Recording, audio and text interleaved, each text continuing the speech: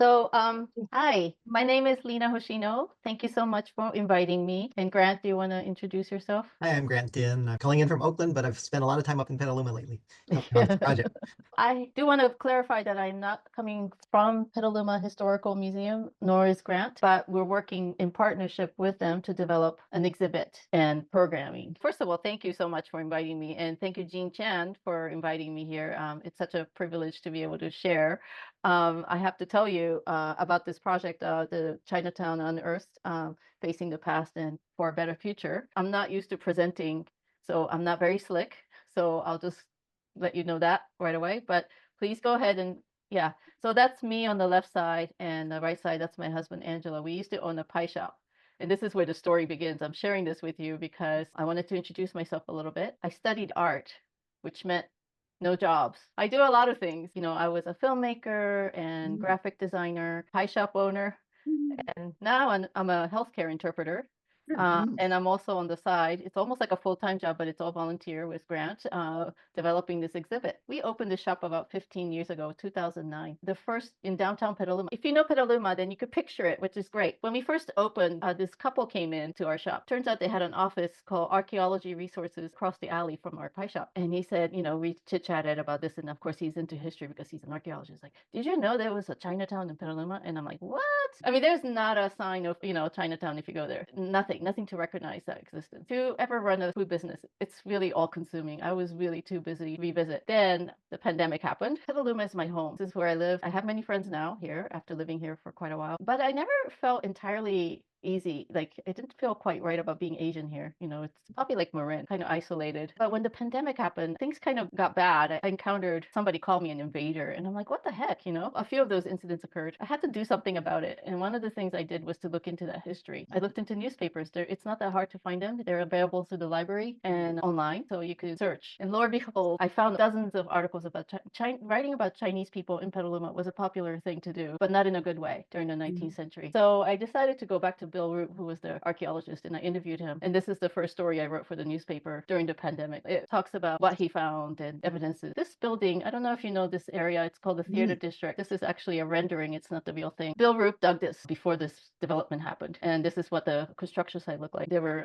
asked to do an archaeological dig. There was a Chinatown there, meaning there was a number of businesses like wash houses and lodgings and things like that. Also a doctor in this particular site. He found all kinds of objects. We have 30 boxes of them, about 240 items. A lot of them, there was all kinds of rumors going around like, oh, they were opium dens and this and that. Bill Roop said none of that. There was no evidence of any of those activities. It was mostly everyday objects, family life. You recognize that. That's called Four Seasons spoon. Really powerful, I think, that we have this evidence. These were never seen by the public before. So we have Bill Roop has generously agreed to donate all his collection because he didn't know. He wanted to give it to some public space, but he didn't know where to give it to. And so the museum is likely going to be the one who will own that property, which is a city affiliated. That is the museum, historical museum. It's an old Carnegie museum. Here, I consulted different people, volunteers who are really into history or really know the details of the map.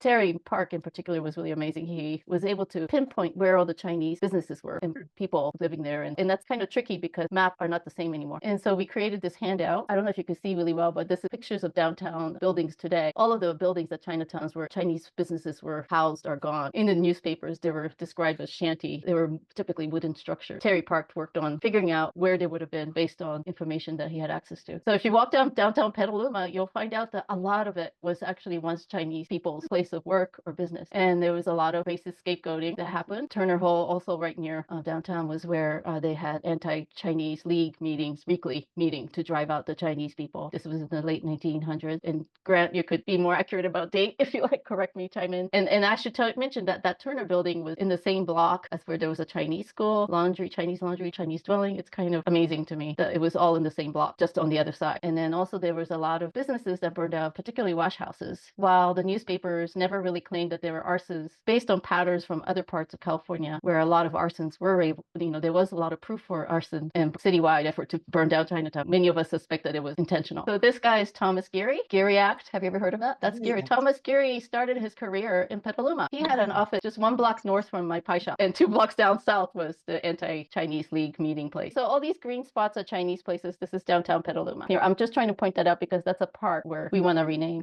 Now, there's Grant. What happened was then I called all my friends, including Grant. And I said, help, I need help to figure this out, figure out what to do with all this. And then more friends, and we did a pilgrimage of all the places and visited the places that belong to Chinese people. And we went to the city council meeting and did a proclamation, had them write a proclamation to recognize this history. And I just want to note that they probably have never seen so many Asian people at the city hall. It was historic.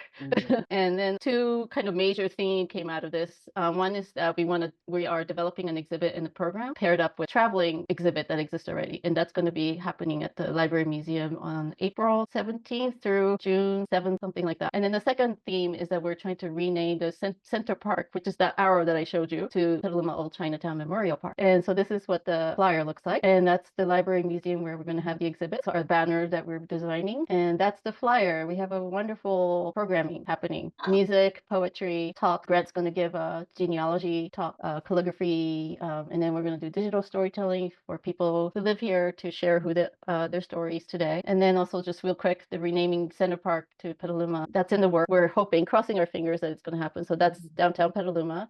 And right where the tree is on the left side is Center Park. Park is a really big word. It's a tiny lot of land. And that used to be where they used to park carriages. And on the left side, there were Chinese businesses. On the right side too. And then where you're looking from, there were Chinese businesses where you're standing to. And that's what it looks like today. Cars are parked instead of carriages. Another view. So this is a quick QR code for events. So I wanted to invite you to come. It's a very small space, and it's not a huge capacity. Most of the events are free, but you'll probably want to reserve it if you want to come. A big part of why we do this is to build a community here. I feel like we're kind of siloed. History is something that we could come together on, I feel. We were able to get the city to support us for $5,000, and so that's really great. And then we have a couple of more donors, and our goal was to raise $5,000 for the programming and, to cover honorariums and things like that, and then another $5,000 for actually developing the exhibit and the film and things like that. We wanted to see if AAM would be interested in becoming part of this project.